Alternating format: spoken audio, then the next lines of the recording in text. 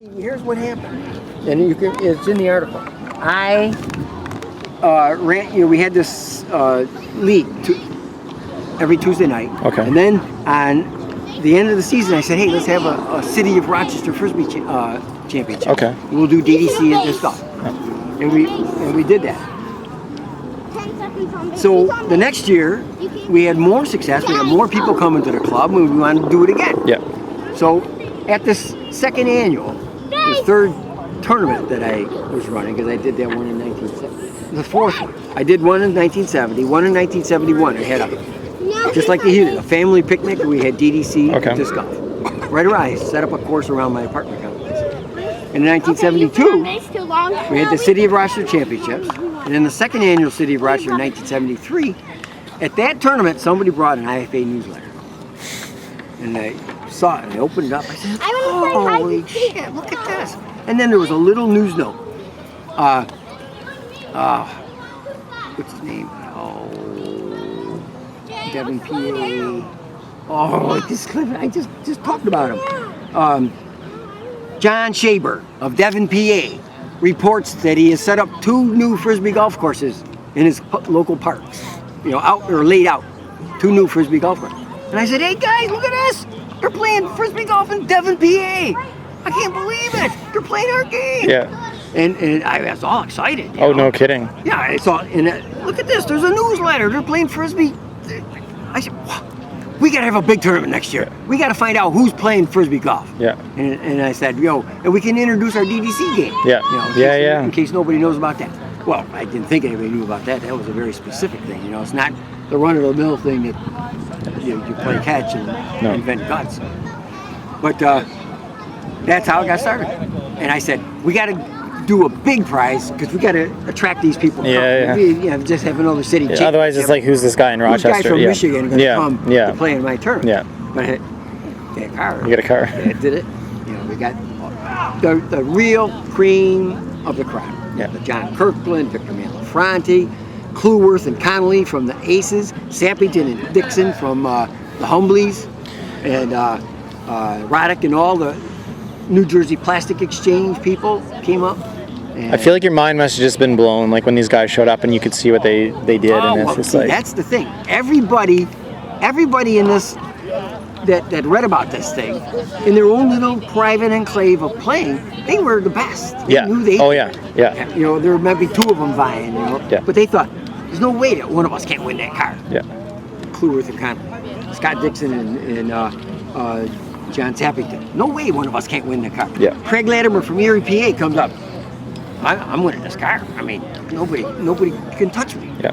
In his group. And we thought, Doug Correa.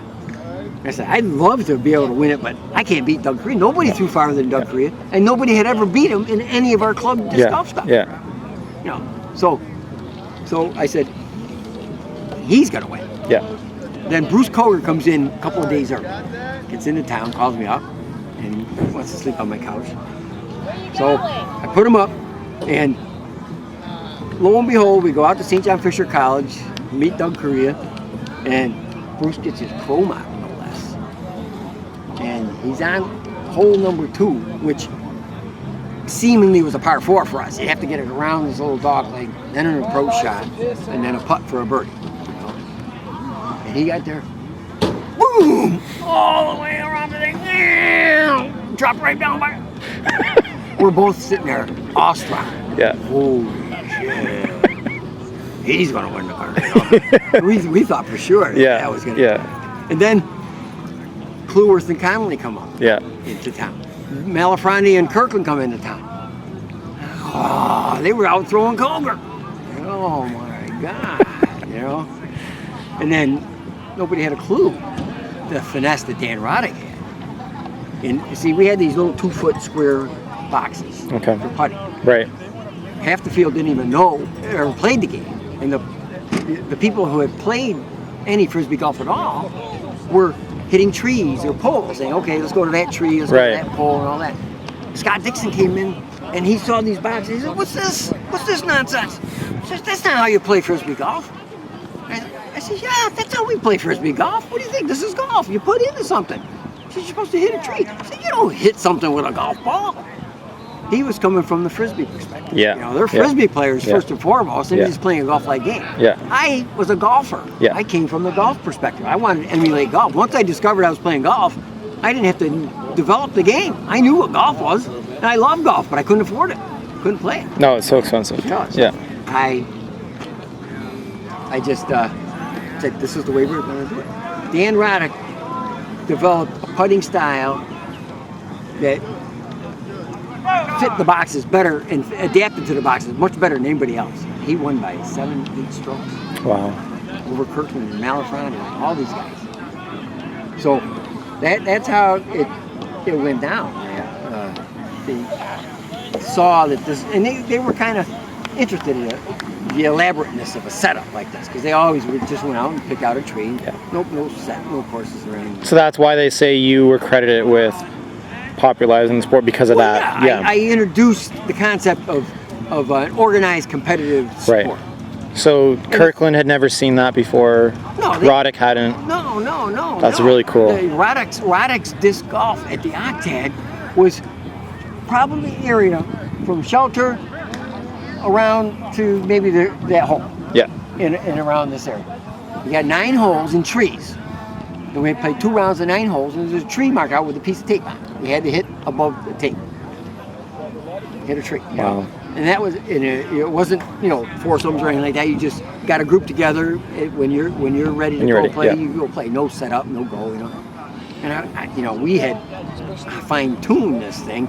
We were shaking our head Because they took the Frisbee perspective, but if you look at golf, it's you have tee times and he was, mainly in the overall. Yeah. He just wanted to get it in there. Yeah. So it wasn't thinking about doing it as a sport or anything like that. He wanted to have it as another event to test your Frisbee skills. Yeah. So and we were aghast. What kind of nonsense is this? I said, wait till you guys get to Rochester. You'll see what Frisbee golf. Well, at that time it started to be disc golf. Yeah. Because we changed it to American Flying Disc Open, following Dan Roddick's lead in the Flying Disc World magazine. Disc golf, disc sports, stuff like that. So it was kind of fun, And I just happy that I stuck with it all this time, And early on, I was interested in the history, and I started gathering information. That's why I have a lot of it on the tip of my tongue. So I've been working on it, working with it. And the key there was Wham-O's rejection of the sport. Early on, they didn't think it fit into their marketing concept. Frisbee was a simple, the whole Wham-O toy is a simple little device that people can get and play with. Bring this home, play catch, and that's it. Then games, whatever. But an elaborate setup, getting all your tee areas, getting targets, getting all this elaborate setup, didn't fit into their marketing concept, so they just rejected it. George Sappenfeld tried like mad. He held a tournament in 1969. Wham-O did bring Frisbees and hula hoops to help him set up his thing, and then rejected the notion. He became hired as a consultant and was asked to help with the junior program. And when the all-comers meet came, and that was November 2nd, 1969, he strongly suggested that we try setting up a 9-hole disc golf course and let that be, and it became one of the activity stations.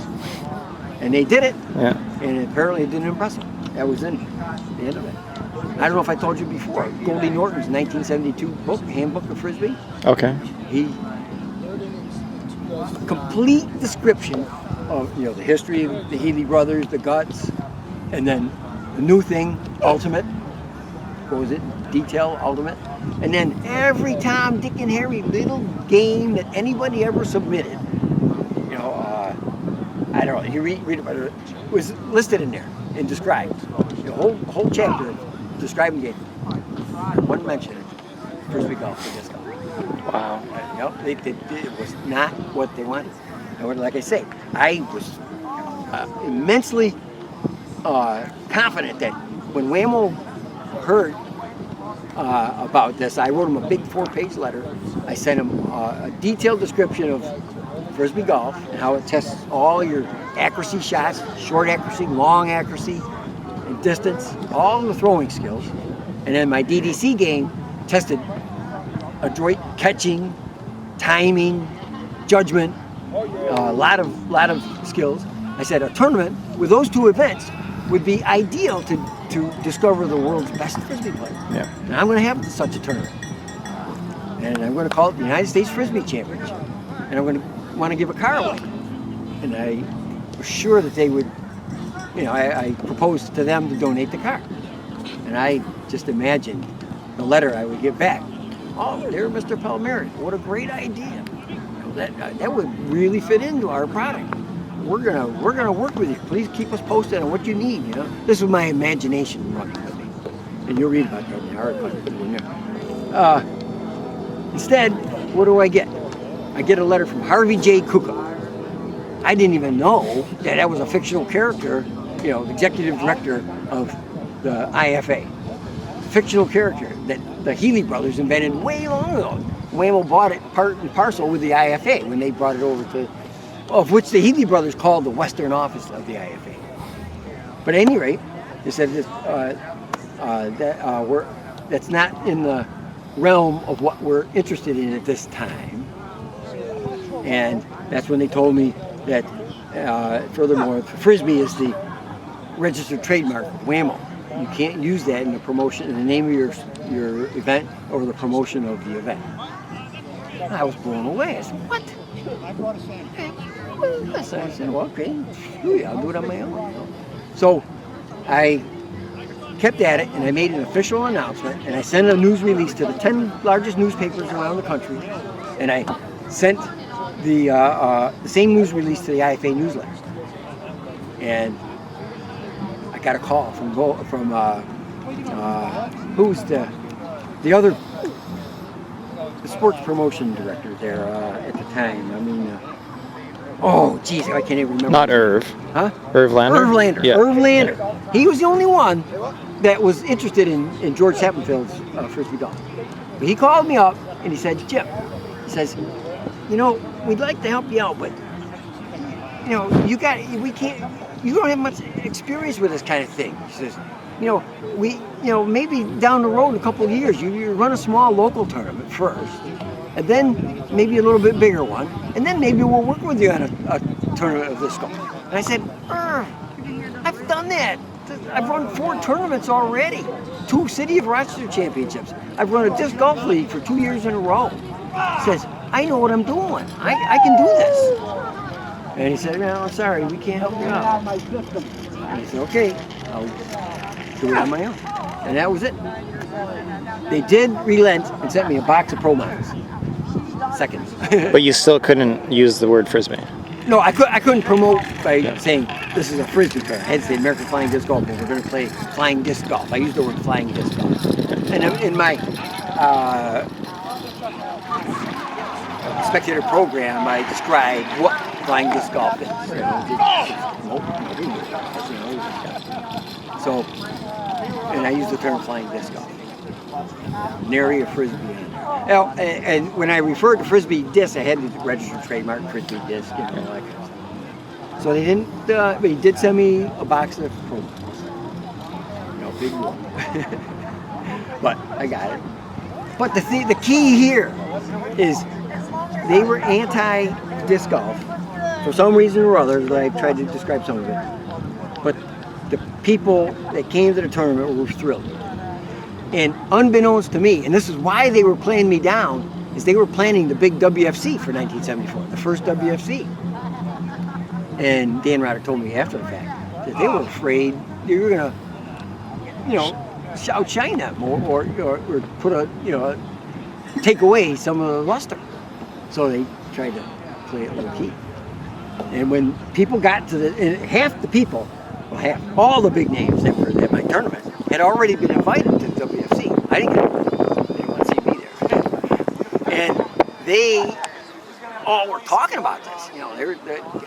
Geez, car, Dan Roddick wins the car, And they described it. Ed Hedrick was listening. And he's an entrepreneur. And he thought, maybe we're wrong on this thing, So George Sappenfield, still a consultant, and he hired Dan Roddick, part because he won the car and he was a high-profile person and he has lots of skills, to be the new sports promotion director and the new revamped IFA. Out was the old IFA. Now there's a real Frisbee World magazine. Real world. None of this facetious tongue-in-cheek stuff with the phony guys like Harvey J. Cook and Fling Heiser and Mort Gage and all these characters that they created, you know. So Dan Roddick was one of his first tasks was to work on the 1975 WFC, the second annual. And George Sappenfeld was tasked to work with him, and they both approached Ed and said, Ed, I think you should consider Frisbee golf, or disc golf as part of the WFC. And by this time, he had already thought, yeah, because he sent Bob Gardner and Wally Schneider and Ernie Wilkinson, the three bigwigs at Wham-O, to the it's 1975 AFDO to see what was going on. And they both, Bob Gardner, I played with him, and he said, wow, this is cool, you know. So they went back and they said, yeah. Gave him a good report. So they put it in 1975 at WFC. That course was such a smash hit that Ed really thought that this is the way they should go. Wham-O didn't want to do it. He quit, formed the DGA. So I feel comfortable in a non-bragging way to say that my tournament was the catalyst for this. You know, it got Ed Hedrick interested. And obviously Ed Hedrick was a key component. A combination of Dan Roddick and Ed Hedrick is what made disc golf boom. It's much faster than anything people could believe could happen. Dan Roddick started this NAS North American Series. Big tournaments in the biggest markets in the city, in the country. Okay, and disc golf was one of the events in most of them. Ed Hedrick was trying to sell disc golf courses. Now, how do you come with no history whatsoever, no background, nothing you could even write about? Go into a market that's never seen this thing and say, hey, want to buy one of these? This would be good. Are you kidding me? They're going to pay $1,800 for what? But he followed those tournaments, and he saw the good press of the tournaments, and so this is pictures of people playing this Frisbee golf. He had an in. He followed these tournaments around, and he virtually did sell a course in all these big cities: Philadelphia, Sedgwick Woods. I don't know, wherever. Huntsville, one of the NAS places. Rochester was actually a latecomer. Of course, I put in my own permanent ground basket course, and I had to have it. But nonetheless, the combination of Ed Hedrick and Dan Roddick working in synergy with one another, boom, disc golf out. That's what I want to show in my book, is how Ed Hedrick and Dan Roddick single-handedly built the sport from an activity that the heavy-duty Frisbee players were interested in to a marketable sport. And look what happened. Look at the companies that are making golf discs right now. I mean, it's been good for the economy. As a matter of fact, George Sappenfeld and I are going down in October to the National Parks and Recreation Department Convention and giving a talk on the origin and early history of disc golf and its evolution and the economic impact that it's had. That's George's